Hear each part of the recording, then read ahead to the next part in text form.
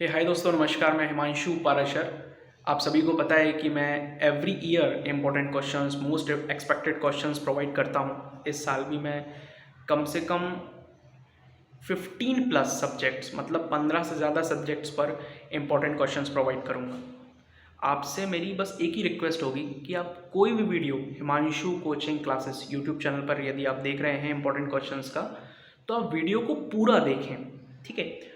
और अगर वीडियो को पूरा देखने के बाद आपको डाउट हो रहा है, देन आप मेरे से व्हाट्सएप पे कांटेक्ट कर सकते हैं। पर मेरी ये हाथ जोड़कर आपसे रिक्वेस्ट है कि आप वीडियो को पूरा देखें, नहीं तो वीडियो का कोई मकसद नहीं रह जाएगा, कोई आपको उससे रिजल्ट नहीं मिलेंगे।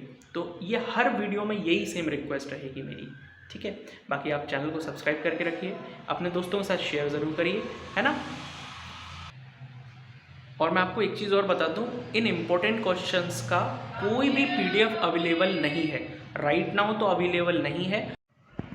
हाय दोस्तों, नमस्कार। मैं हिमांशु पाराशर। आप सभी का Himanshu coaching classes YouTube channel पर आप सभी का बहुत बहुत स्वागत है। आज के इस वीडियो में हम कवर करेंगे फाइनेंशियल अकाउंटिंग के इम्पोर्टेंट क्वेश्चंस।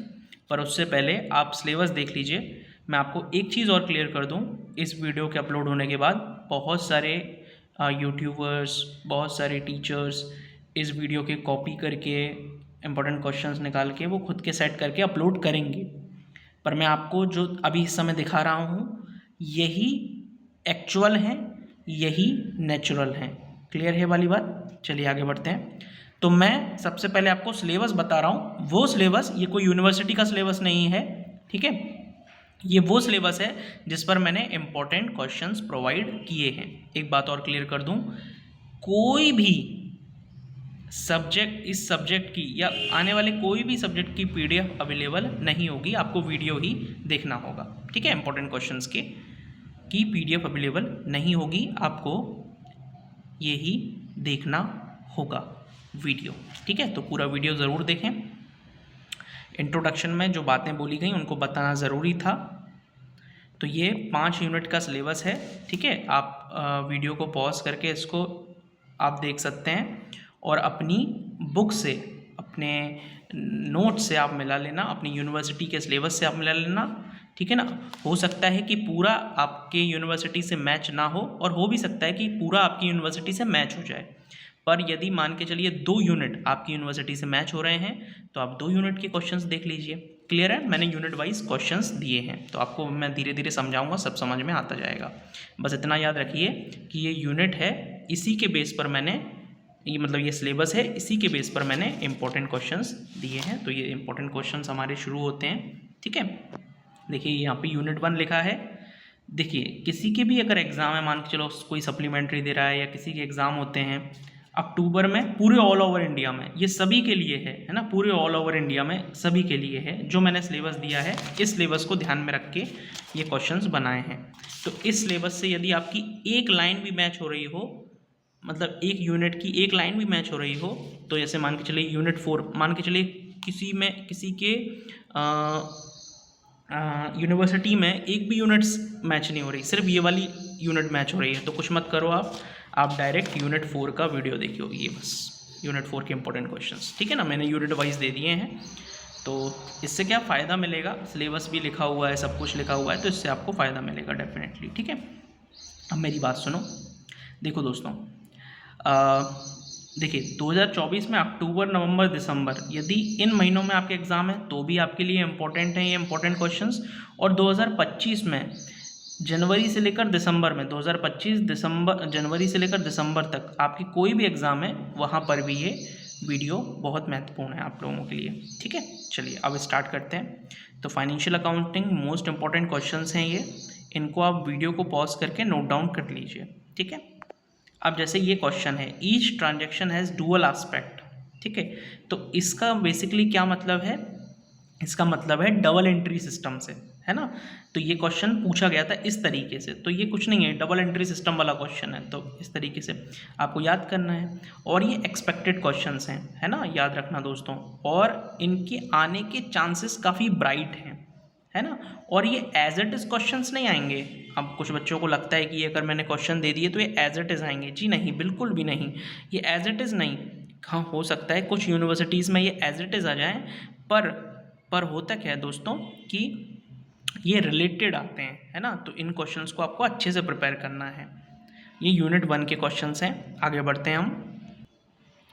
ये नंबर 9 तक यूनिट 1 के क्वेश्चंस हैं और देन हमारी ये यूनिट 2 के क्वेश्चन शुरू होते हैं। ठीक है,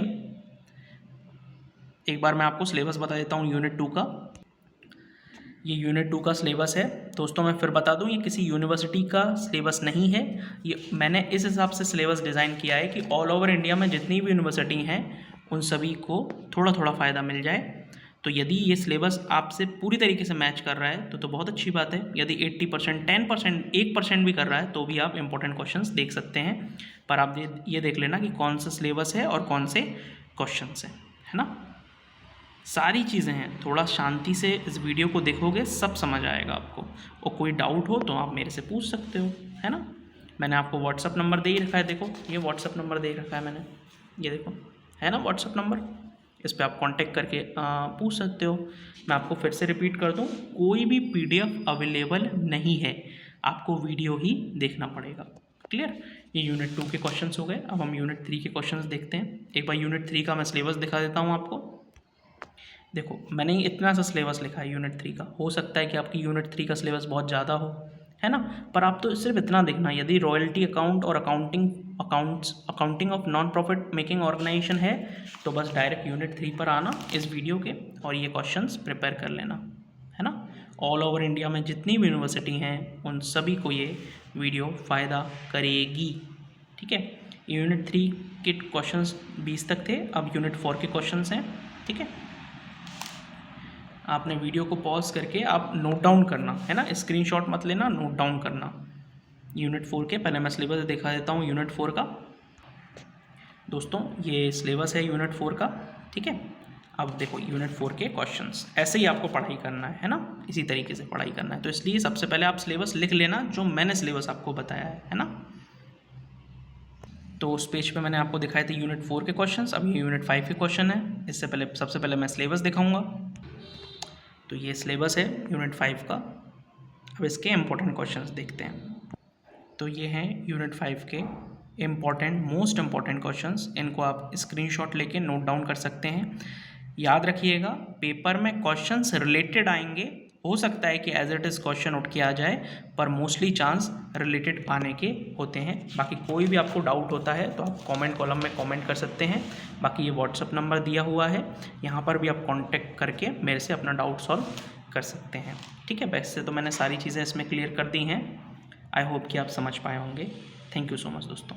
वीडियो को लाइक, अपने दोस्तों के साथ शेयर और एक मेरे लिए कमेंट ज़रूर करके जाइएगा। चैनल को सब्सक्राइब करिएगा बाकी इंपॉर्टेंट क्वेश्चंस के वीडियो के लिए, बाकी सब्जेक्ट्स के। Thank you so much.